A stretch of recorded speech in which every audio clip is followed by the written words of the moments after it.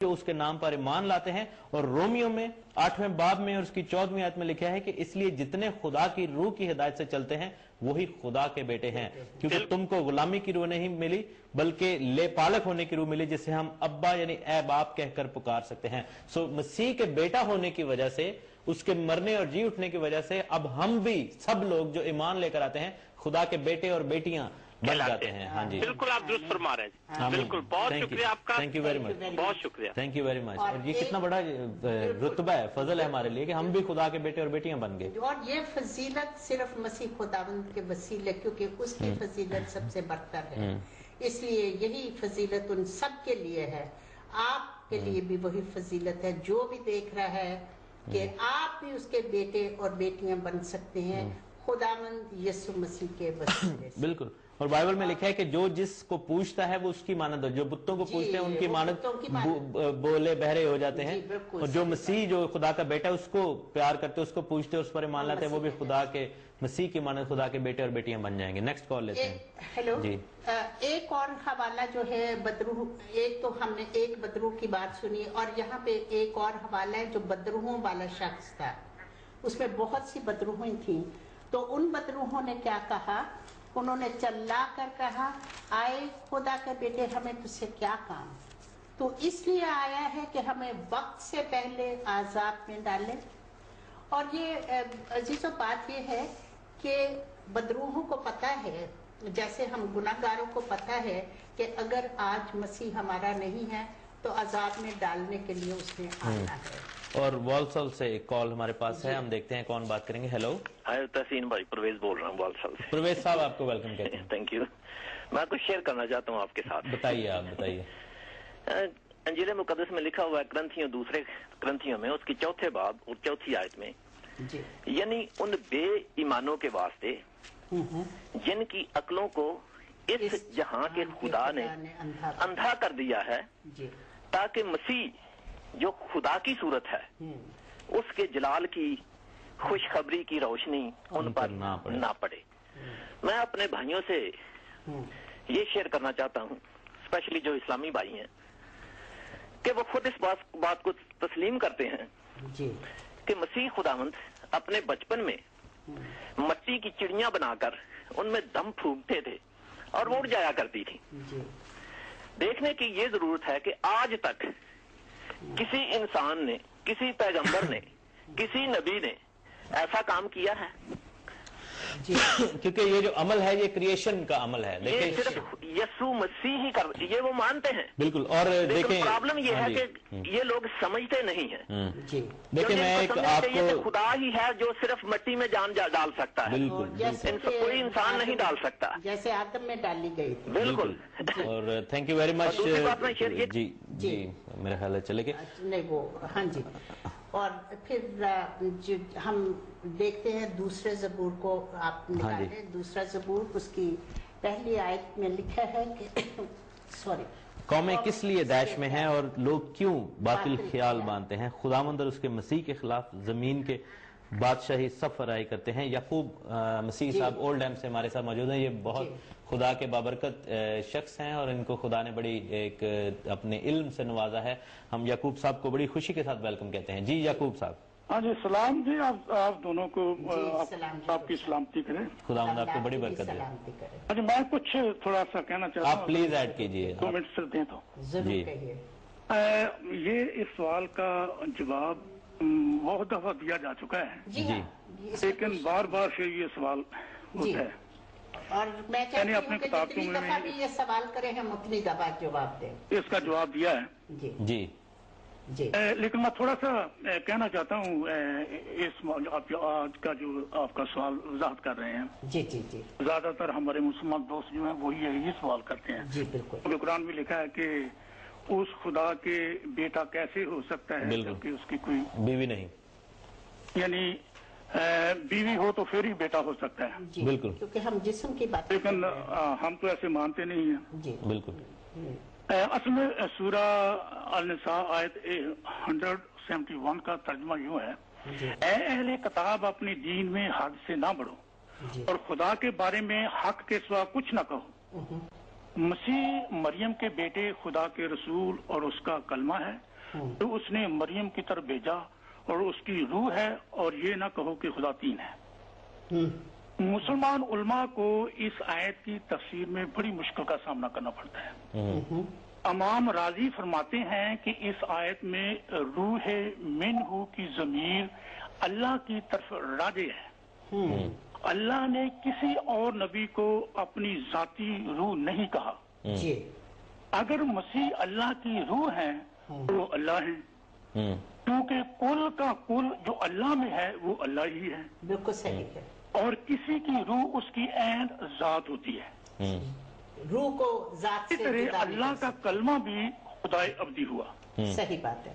اسی طرح امام ابن عباس کا خیال ہے کہ روح القدس سے مراد اللہ پاک خود ہے۔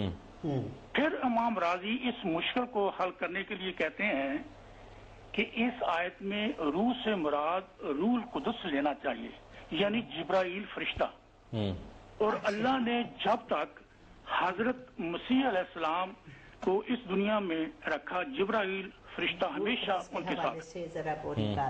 لیکن مسیحی کہتے ہیں کہ اصل حقیقت وہی ہے جو کلام مقدس بائبل سے ظاہر ہے، یعنی مسیح خداوند کامل خدا اور کامل انسان تھے۔ جی بالکل بالکل۔ تو میں صرف اتنا کہنا چاہتا ہوں، تھینک یو ویری مچ۔ ہمارے مسلمان دوست بار بار یہ کہتے ہیں اور یہ قرآن کی بنیاد پر کہتے ہیں، جبکہ ہم ایسا مانتے نہیں ہیں، کیونکہ وہ ہے کہ خدا کی بیوی ہو تو تب ہی بیٹا ہو سکتا ہے، لیکن مسیحیوں کے نزدیک یہ ایک کافرانہ عقیدہ ہے، یہ کفر ہے ہمارے نزدیک، یہ کفر ہے، ایسا ہو نہیں سکتا۔ مسیح خداوند کو الہی شکل جی، یہ جسم میں رہ کر ہم خدا کی قدرت کو کبھی نہیں سمجھ سکتے۔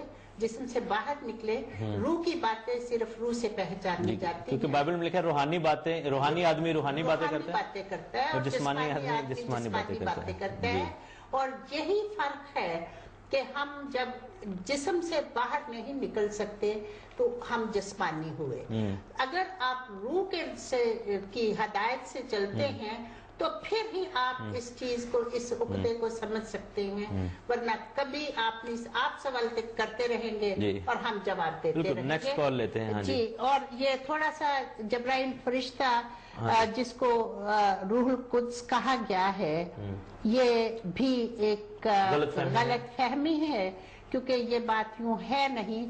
حوالہ پڑھنا چاہیے، اور یوحنا کی انجیل میں لکھا ہے اس کے 14ویں باب میں 25ویں آیت میں، میں نے یہ باتیں تمہارے ساتھ رہ کر تم سے کی، لیکن مددگار یعنی روح القدس جسے باپ میرے نام سے بھیجے گا وہی تمہیں سب باتیں بتائے گا، جو میں نے تمہیں کہا سب یاد دلائے گا۔ اور 17ویں آیت میں لکھا ہے کہ یعنی سچائی کا روح جسے دنیا حاصل نہیں کر سکتی، اور وہ روح حق ہے۔ اور عبرانی زبان میں لفظ آتا ہے رواح قدیش، جس کا مطلب ہے قدوس کی روح۔ اور قدوس کون ذات ہے؟ خدا کی ذات ہے، خداوند کی روح یعنی قدوس کی روح۔ اور یہ فرشتہ کہہ دینا جو ہے یہ خدا کی ذات پر کفر ہے۔ یہ کوئی روح، جیسے ہم شروع سے کہہ رہے ہیں، روح القدس وہ روح ہے جو خدا کی اپنی روح ہے، اور کوئی فرشتہ خدا کی روح نہیں۔ نیکسٹ کال لیتے ہیں۔ ہیلو جی ہیلو جی ہیلو اوکے، تو یہ روح القدس کا قصہ ہو گیا۔ جی ٹھیک ہے، اور بس یہ کہنا چاہوں گا کہ سب دنیا کے لوگ نجات بھی نہیں پائیں گے۔ اور ٹونی میرے خیال ہمارے ساتھ موجود ہیں لندن سے۔ ہیلو جی گڈ ایوننگ، میری آواز آ رہی ہے؟ آپ کی آواز بہت اچھی آ رہی ہے، آپ بتائیے کیا کہنا چاہیں گے؟ میں لندن سے بول رہا ہوں۔ جی بولیے۔ میں نے ابھی آپ کا کالر آئے ہوئے تھے پہلے، میں نے بس یہی آپ سے پوچھنا تھا، میں مسلمان ہوں لیکن آپ بھی میرے بھائی ہیں۔ میں صرف سوال یہ تھا کہ جب اللہ سبحانہ وتعالیٰ نے آدم علیہ السلام کو پیدا کیا تھا تو بیسیکلی انہوں نے جب ان کو وہ کہتے ہیں نا کہ انہوں نے بھی ان کے اندر روح پھونکی تھی، اپنا سانس پھونکا تھا۔ ہاں جی، ان میں ان کو پھر کیا کہا جائے؟ ان کو انسان کہا جائے۔ دیکھیں حضرت آدم کو پیدا نہیں کیا گیا تھا، ان کو تخلیق کیا گیا تھا۔ اور وہ جو حوالہ دیا تھا انہوں نے کہا تھا کہ جس طرح ہم دیکھتے ہیں کہ خدا نے آدم کو مٹی سے بنایا اور ان کے نتنوں میں زندگی کا دم پھونک دیا. قرآن میں لکھا ہے سورۃ البقرہ میں کہ کس طرح مسیح جو تھے بچپن میں سورۃ المریم میں بھی سورۃ النساء میں بھی لکھا ہے کہ وہ چڑیاں بناتے تھے, مٹی کے پرندے بنا کر ان میں سانس پھونک دیتے تھے, اور مسیح کے سانس میں وہ قدرت تھی کہ وہ زندہ چیزیں بن جاتی تھی. یہ قدرت قوت صرف خدا کی ذات کو جو ہے زندگی میں اور روح میں فرق ہے. بالکل, یہ دو چیزیں آپ کبھی نہ ملائیے ورنہ ہمیشہ کنفیوژن رہے گا. زندگی میں اور روح میں فرق ہے. اور جو زندگی کا دم پھونکنا وہ تھا جو آدم کو اس وقت سانس لینے کا عمل جاری ہو گیا, یعنی کہ کچھ بھی نہ تھا اس سے ایک چیز بنا دینی, بے جان پتلا اس کو جان ڈال دی. لیکن مسیح کے پاس دونوں قدرتیں ہیں کہ وہ جو سانس لیتا شخص مر گیا اس کو بھی زندہ کر دیا, اور جو بے جان تھی یعنی مٹی سے بنا کر اس میں بھی زندگی ڈال دی, یعنی کریشن بھی اس کے ہاتھ میں ہے. اور دونوں صورتوں میں یہ خدا کیا ہے. ہاں جی بالکل جی, کیونکہ خدا روح القدس نہیں ہے, وہ روح القدس اس میں بہت سے لوگوں کا روح القدس نظریہ یہ کہ شاید آدم میں بھی روح القدس پھونکا گیا, ایسا نہیں ہے. یہ یوں نہیں ہے. جی نیکسٹ کالر. کالز ہم ایک دو لیتے ہیں, ایک دو منٹ ہے. اوکے, لیسٹر میں ہم بتاتے چلیں کہ سیٹرڈے کو ایک کنونشن ہے کل, اور لیسٹر میں ہولی ٹرینٹی چرچ میں, اور وہاں پر ہیریسن روڈ پہ ہے, اور لیسٹر میں یہ ہے LE4 6QL یہ پوسٹ کوڈ ہے. وہاں پر آئیے, آپ ہم سب سے ملاقات کیجئے, اور پاسٹر سنی جارج اور ان کی ٹیم وہاں پر ہوں گی. پاسٹر حنوک اور پاسٹر نعیم کے بعد وہاں پر پریچ کریں گے. صبح 10 سے لے کر شام 6 بجے تک یہ کنونشن ہوگی. اور آخری الفاظ جی ہمارے پاس بہت کم ٹائم رہ گیا. جی آخری صرف میں عبرانیوں کا خط اس کا پہلے باب میں پڑھنا چاہتی ہوں. جب وہ پلوٹے کو دنیا میں لاتا ہے, پہلے تو خدا کہتا ہے کہ میں اس کا باپ ہوں گا, وہ میرا بیٹا ہوگا. اور جب پلوٹے کو دنیا میں لاتا ہے, پھر لاتا ہے تو کہتا ہے کہ خدا کے سب فرشتے اسے سجدہ کریں, اور فرشتوں کی بابت یہ کہتا ہے کہ وہ اپنے فرشتوں کو حمایت بنا. کوئی ایسا آج تک پیدا نہیں ہوا جس کو خدا نے کہا ہو کہ فرشتے سجدہ کریں, اور اس کی عظمت جو ہو وہ فرشتوں سے بڑھ کر ہو. اور یہ وہی مسیح ہے جو کلام بن کر آخری زمانے میں ہم پر ظاہر ہوا, اور جس کے متعلق خدا نے کہا کہ تو میرا پیارا بیٹا ہے, آج تو مجھ سے پیدا ہوا. اور پھر اس کے بعد کوئی اور طریقہ ہے نہیں جس میں ہم آپ کو بتا سکے کہ مسیح کی حقیقت کیا ہے. بیٹا کیا ہے؟ بیٹا وہ ہے جو خدا میں سے نکلا ہوا ہے. بالکل. اور ایک آیت میں بھی آخر میں بتاتا چلوں, یوحنا کی انجیل اور اس کے 3 باب کی 36ویں آیت ہے, لکھا ہے کہ 35ویں باپ بیٹے سے محبت رکھتا ہے, اس نے سب چیزیں اس کے ہاتھ میں دے دی ہیں. جو بیٹے پر ایمان لاتا ہے یعنی اس کے بیٹے ہونے پر ایمان لاتا ہے, ہمیشہ کی زندگی اس کی ہے. لیکن جو بیٹے کی نہیں مانتا زندگی کو نہ دیکھے گا, بلکہ اس پر خدا کا غضب رہتا ہے. اور پھر اسی یوحنا نے اپنے خط میں لکھا ہے 2 باب کی 22ویں آیت میں لکھا ہے, کون جھوٹا ہے سوائے اس کے جو یسوع کے مسیح ہونے کا انکار کرتا ہے. مخالف مسیح وہی ہے جو باپ اور بیٹے کا انکار کرتا ہے. جو کوئی بیٹے کا انکار کرتا ہے اس کے پاس باپ بھی نہیں, اس کے پاس خدا ہی نہیں ہے. اور جو بیٹے کا اقرار کرتا ہے اس کے پاس خدا بھی ہے.